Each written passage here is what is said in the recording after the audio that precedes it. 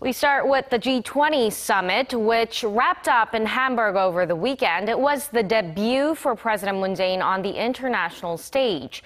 With a packed schedule, his diplomacy skills were put to the test, especially coming so soon after North Korea fired what's believed to have been a long-range missile.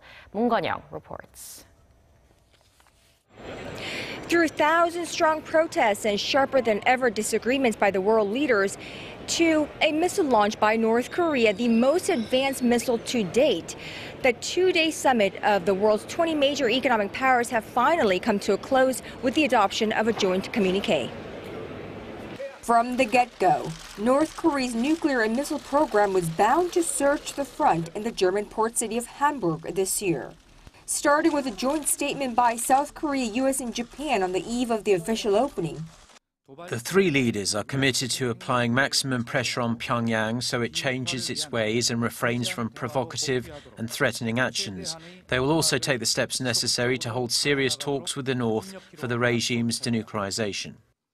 And all throughout the two-day-long summit, which, although short of making it into the final communique or the leaders' declaration, led the host of this year's summit to make an oral statement.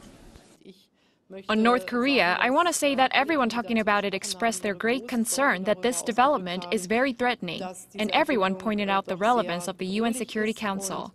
We hope that the UN Security Council will find an adequate answer to this new violation of the resolution, and there was broad agreement on this here. At the same time, President Moon also called for international assistance for the North Korean people, emphasizing humanitarian aid in the health and medical sectors must not be linked to political conditions. And that's not all. Even on issues like trade and climate change, where major countries remained starkly divided, the president expressed our strong opposition to trade protectionism and support for the Paris Agreement on climate change. He called for policy cooperation by all countries, thereby restoring our status as a responsible nation in the global arena.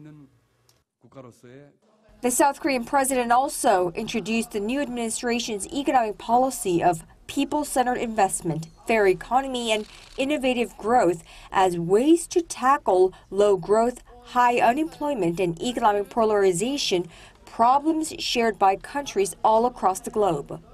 All that in 4 G20-wide working sessions and 13 bilateral and trilateral meetings on the sidelines of the two-day-long global leaders meeting. South Korean President Moon Jae-in's debut on the international stage has also come to an end without many hiccups. So achievements, yes, but he also flies back home with a longer and more complicated to-do list than ever. From the G20 Summit in Hamburg, Conn-young, Arirang News.